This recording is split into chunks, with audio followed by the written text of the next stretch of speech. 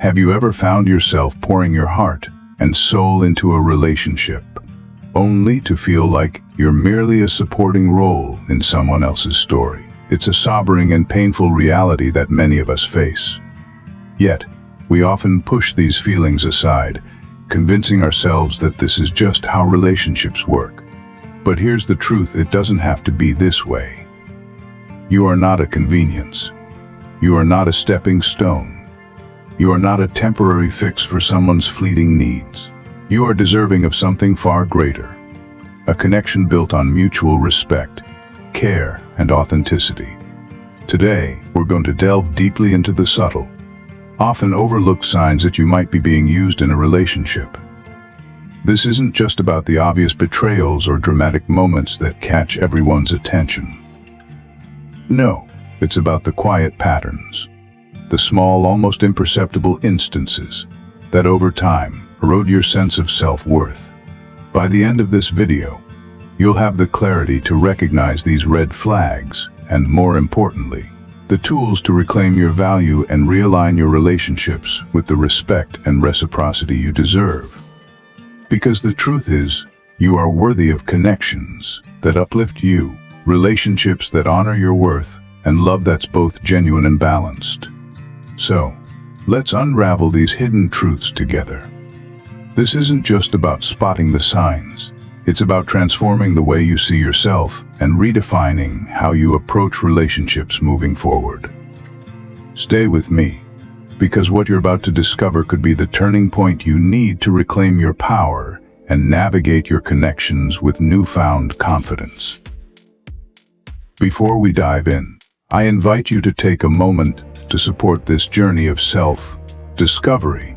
Hit the like button. Let me know you're ready to embrace these transformative insights. Comment below with "I deserve" to affirm your worth and commit to this change. Share this video with someone you know who might need this message. Because we all deserve relationships that nurture, not drain us. And finally, subscribe to Invincible Within for more empowering content designed to help you take charge of your life and relationships. Remember, watching the entire video without skipping is essential to gaining the full picture and making meaningful, lasting changes. Let's take this first step together, because you're not just deserving of better, you're worthy of the best. First signal: one-sided effort. One-sided effort in relationships is a phenomenon many of us have encountered. It's that unsettling dynamic where you always find yourself being the giver, the one who plans, supports, and reaches out, while the other person seems content to sit back and receive. This imbalance is akin to rowing a boat alone, while the other person merely enjoys the ride, offering no help to keep you both afloat. This exhausting pattern can leave you feeling unappreciated and emotionally drained. Yet, we often ignore it, afraid of confronting the reality or fearing the potential loss of the relationship altogether. As Seneca, the Stoic philosopher, aptly observed, we are more often frightened than hurt, and we suffer more from imagination than from reality. As sometimes, the fear of losing someone blinds us to the harm caused by staying in such an unbalanced dynamic. But the truth is, one-sided effort isn't just draining, it's a glaring red flag. Marcus Aurelius, another great Stoic thinker, offered profound insight when he said, "Never value anything as profitable to your character that forces you to break your promise, to lose your self-respect, to hate, suspect, curse, act the hypocrite. Desire things that require walls and curtains." This advice holds true in relationships. If maintaining a connection requires you to compromise your values, sacrifice your dignity, or forsake your peace of mind, it's worth questioning the role that relationship plays in your life. In one-sided dynamics, you're often the one making all the plans, initiating every conversation, and more dishearteningly, excusing the other person's lack of engagement. Over time, this relentless imbalance builds resentment and fosters a deep sense of loneliness, even when you're not technically alone. Epictetus, another Stoic philosopher, reminds us of the importance of mutual communication. "We have two ears and one mouth, so that we can listen twice as much as we speak. In a one-sided relationship, however, you may find yourself doing all the talking, or worse, all the listening, with little to no reciprocal effort or genuine interest from the other party. From the perspective of modern psychology, such dynamics can lead to emotional distress, lowered self-esteem, and even feelings of inadequacy. Healthy relationships require mutual effort, reciprocity, and care. When one person consistently shoulders the burden of connection, the relationship begins to feel less like a partnership and more like a chore. Recognizing this imbalance is the first step toward reclaiming your self-worth. Relationships should be a source of joy, support, and growth, not a constant drain on your emotional reserves. As you navigate such situations, remind yourself that your well-being and self-respect must remain non-negotiable. Second signal, selective availability. Another telling sign of an imbalanced relationship is selective availability. When one party is readily available to receive support, but rarely extends the same effort in return. Many of us have experienced this dynamic: a friend or partner who is quick to lean on you in their times of need, but suddenly unavailable when you require their presence or care. This behavior reflects a relationship where convenience takes precedence over genuine reciprocity. Seneca once said, "Wherever there is a human being, there is an opportunity for a kindness." But however, in the case of selective availability, this opportunity seems one-sided. A kindness only extended when it suits the other person's needs. This lack of mutual commitment undermines the foundation of a balanced relationship. Marcus Aurelius offers wisdom here, reminding us, it's not what happens to you but how you react to it that matters. When faced with selective availability, your response becomes critical. It's about recognizing your worth and refusing to be treated as an option rather than a priority. Selective availability isn't limited to physical presence. It extends to emotional presence as well.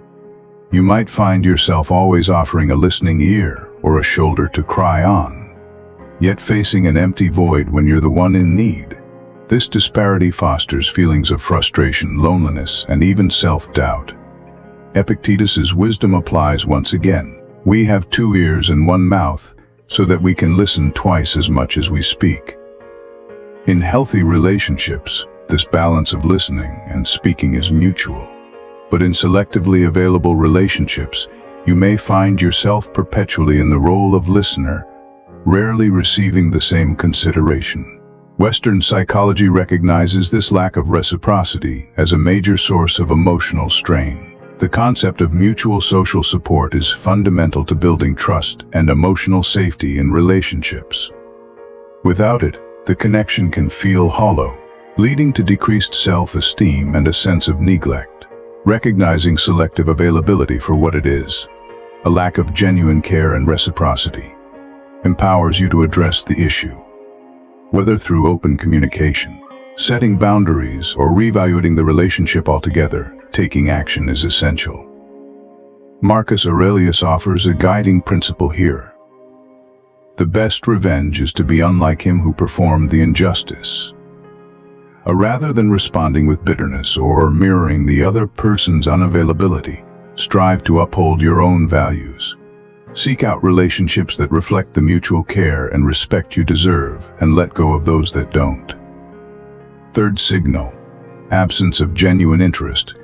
The absence of genuine interest in a relationship strikes at the heart of true human connection. Authentic relationships thrive on a mutual exchange of care, curiosity, and attentiveness, a willingness to engage deeply with each other's lives, emotions, and experiences. This contrasts sharply with relationships where one party shows little to no interest in the other's world, reducing the connection to a superficial or transactional bond. Aristotle, the great philosopher, might have labeled this as a failure to cultivate the friendship of the good, a concept he considered the highest form of friendship.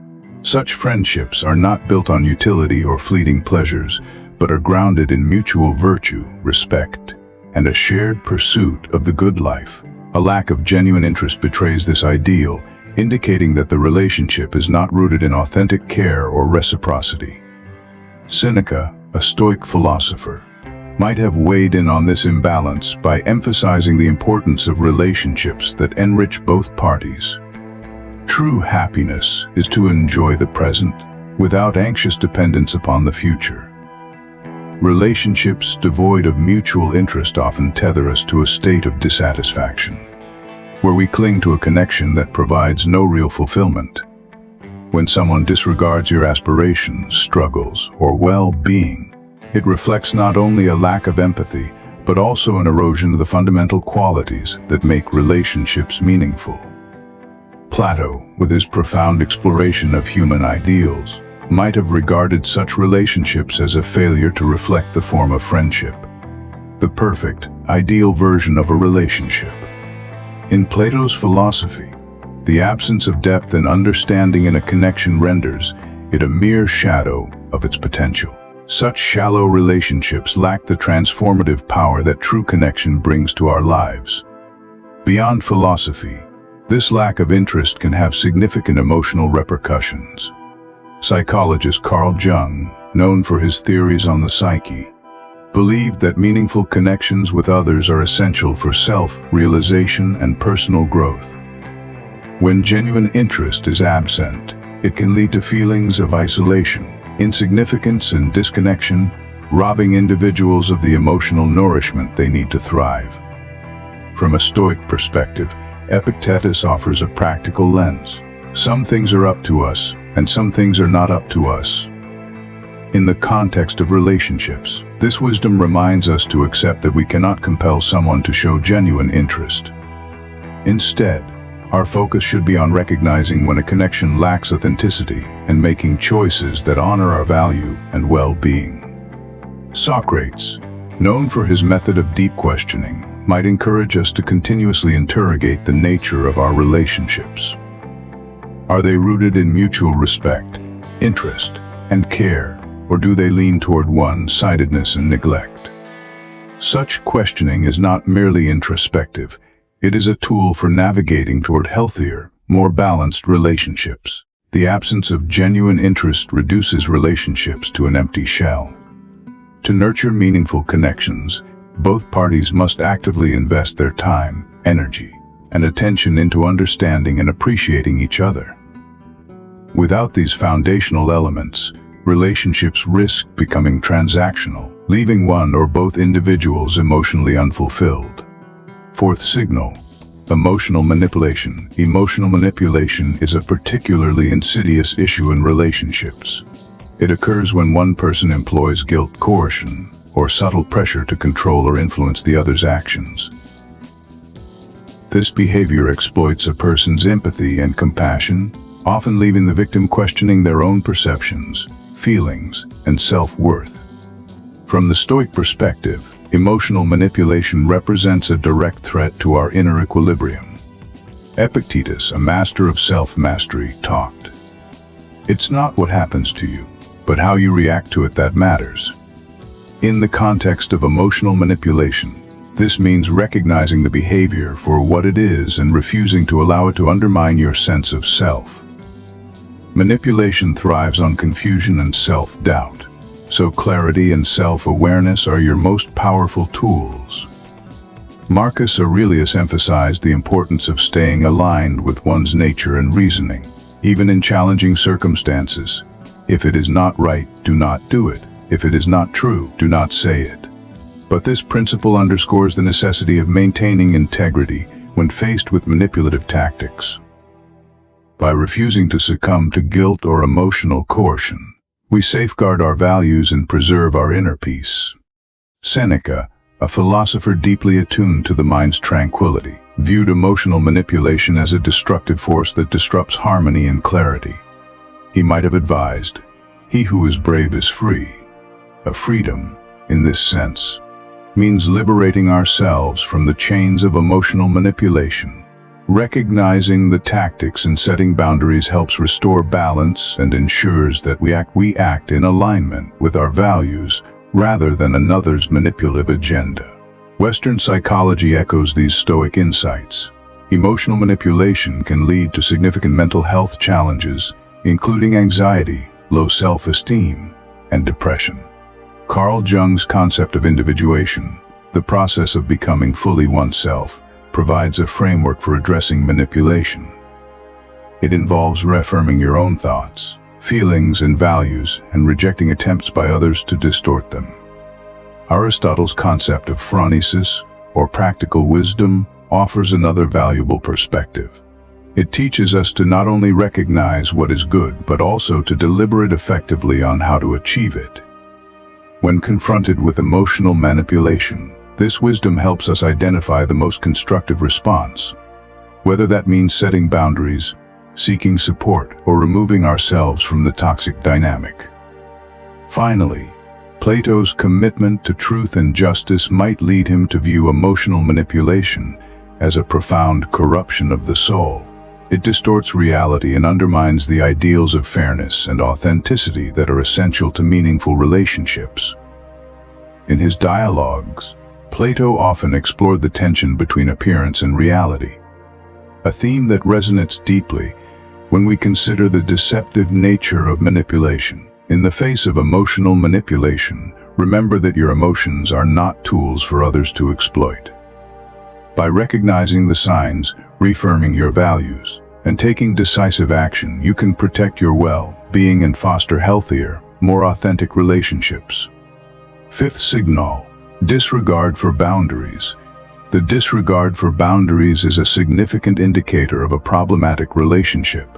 When one party consistently oversteps or ignores the limits set by the other, it demonstrates a lack of respect that undermines the foundation of trust and mutual understanding. This behavior can manifest in numerous ways: constantly changing plans, expecting unwavering availability, or dismissing personal needs and preferences.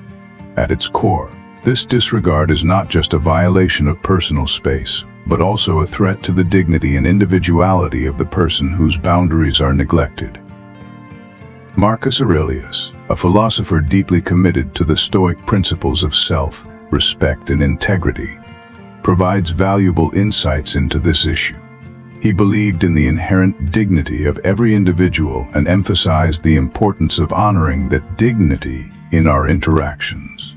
Allowing others to repeatedly disregard our boundaries, according to Aurelius, compromises our self-respect and personal integrity. To respect ourselves, we must establish and maintain clear limits that reflect our values and protect our mental and emotional well-being. Similarly, Seneca's Stoic philosophy highlights the delicate balance between self-preservation and our obligations to others. He argued for a mutual respect in relationships, where time, space, and individuality are honored. When boundaries are consistently ignored, this balance tips, creating a one-sided dynamic that is harmful and unsustainable. Seneca might have framed the disregard for boundaries as a breach of the reciprocity necessary for a healthy and fulfilling connection. Epictetus, another Stoic thinker, famously taught that while we cannot control the actions of others, we have full command over our responses. This principle is particularly relevant when dealing with boundary violations. Epictetus would likely advise us to assert and enforce our boundaries firmly, understanding that maintaining them is essential for preserving our autonomy. By recognizing what lies within our control, we empower ourselves to respond constructively rather than allowing disrespect to diminish our sense of self. From a psychological standpoint, Carl Jung's concept of individuation offers a profound perspective on the importance of boundaries. Individuation involves integrating and understanding the many facets of oneself, and respecting one's boundaries is an integral part of this process. When others dismiss these limits, it can lead to frustration, diminished self-esteem, and a loss of identity. For Jung, boundaries are not only protective but also formative, helping us navigate the journey of self-realization. Aristotle's concept of the golden mean, the ideal balance between two extremes, provides further insight into this issue. Healthy relationships require a dynamic equilibrium between flexibility and firmness in setting and respecting boundaries. A complete disregard for boundaries represents extreme that disrupts this balance, creating an unhealthy and inequitable dynamic. Aristotle might have seen this as a failure to achieve harmony and mutual respect, essential elements of the virtuous life. To ignore someone's boundaries is to ignore their humanity. By setting and upholding clear limits, we foster relationships that are respectful, equitable, and conducive to personal growth. Boundaries are not barriers, they are the framework within which meaningful connections can flourish. Sixth signal, superficial connection. A superficial connection is characterized by interactions that lack depth and emotional engagement.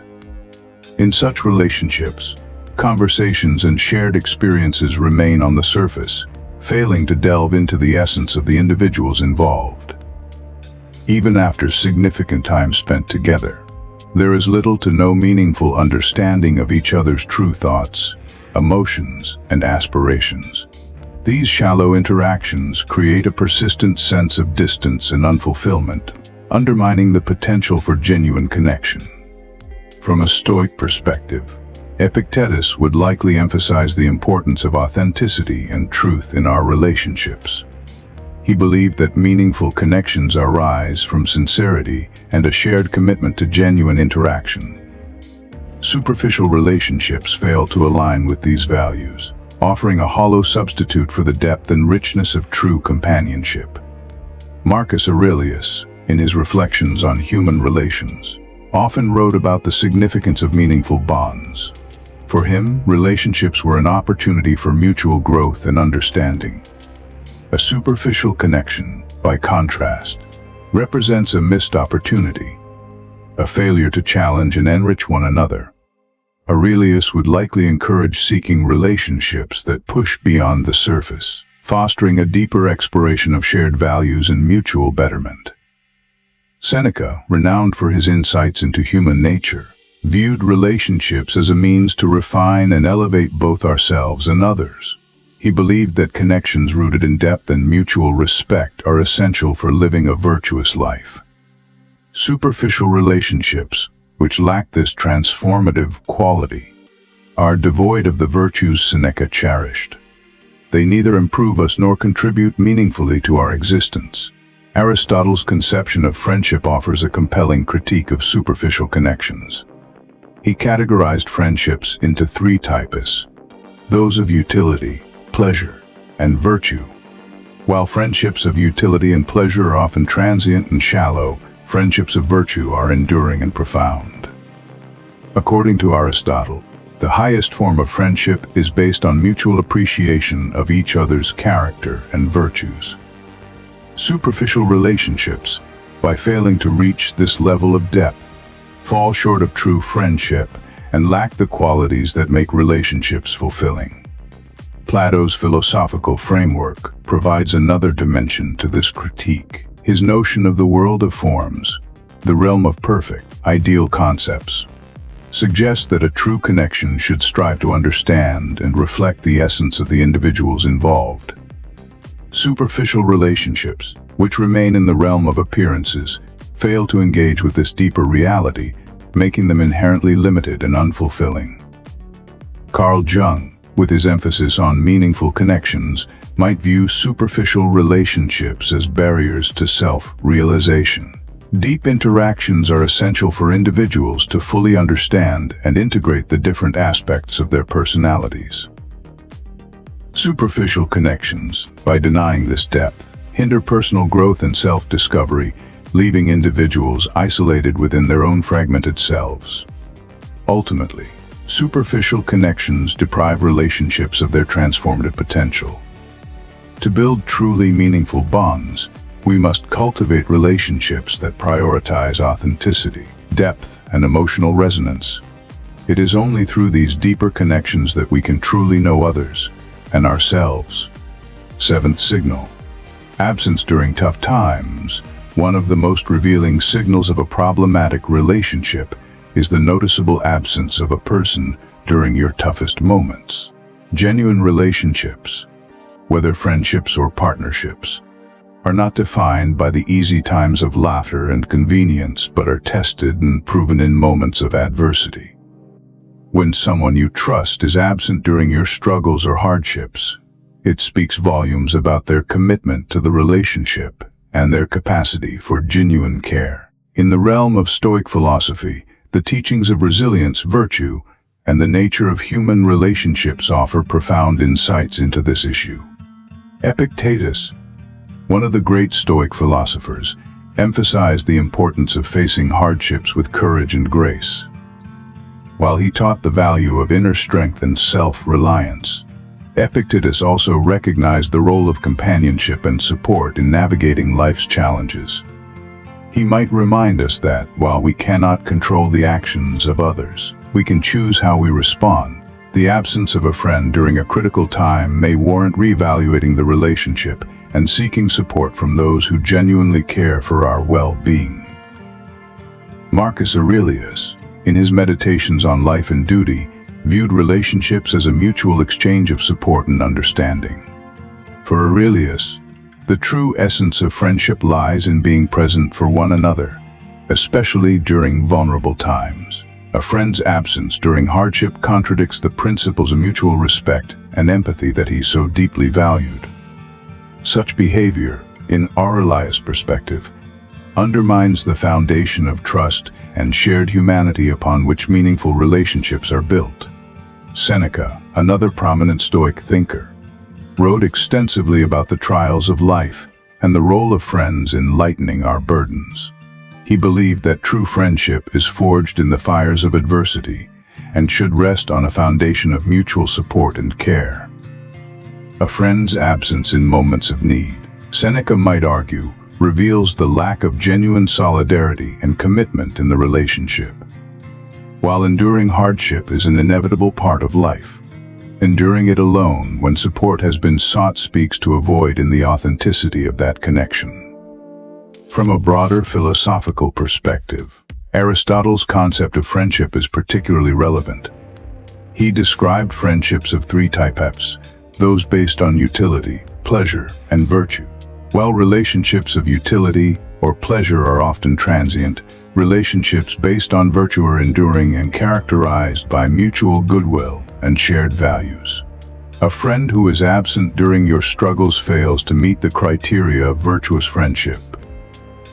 Aristotle would likely view such a relationship as shallow, unable to withstand the challenges that true friendships are meant to endure. Plato's vision of the ideal form of friendship offers another lens through which to view this issue. For Plato, the highest form of friendship is one grounded in a deep understanding and connection between souls. A friend's absence during tough times reflects a relationship that has not reached this ideal. True friends, in Plato's view, remain steadfast and supportive, especially when life is at its most challenging. Carl Jung's exploration of the human psyche adds yet another layer of depth. He emphasized the importance of meaningful connections in achieving personal growth and self-actualization. When a friend is absent during moments of hardship, it can hinder this process, depriving individuals of the emotional support and understanding needed to overcome personal struggles. Jung would likely see such absences as not just a failure of the relationship, but also a missed opportunity for shared growth and healing. Ultimately, the value of a relationship is not measured by the ease of shared moments, but by the presence and support felt during life's storms. True connection is about being there, not just in word but in action, when it matters most. These moments of vulnerability are where the depth of a relationship is revealed, and those who stand by you during such times deserve to be cherished. As you reflect on these insights, take a moment to evaluate the relationships in your life. Are they enriching your journey, offering strength, and honoring your worth? If today's message resonated with you, continue this journey of self-discovery and empowerment. On the screen, you'll find a playlist that delves even deeper into understanding and nurturing healthy, meaningful relationships. Remember, in the grand tapestry of life, Every genuine connection you weave adds strength, warmth, and color to your existence. Stay true to yourself and embrace the relationships that uplift you and reflect your worth. If this message inspired you, consider joining our community. Subscribe to Invincible Within. Like this video and share it with friends who might need these insights. Comment below with "I'm deserve" to affirm your commitment to relationships that truly honor you. Together, let's build a life filled with meaningful connections and unshakable strength.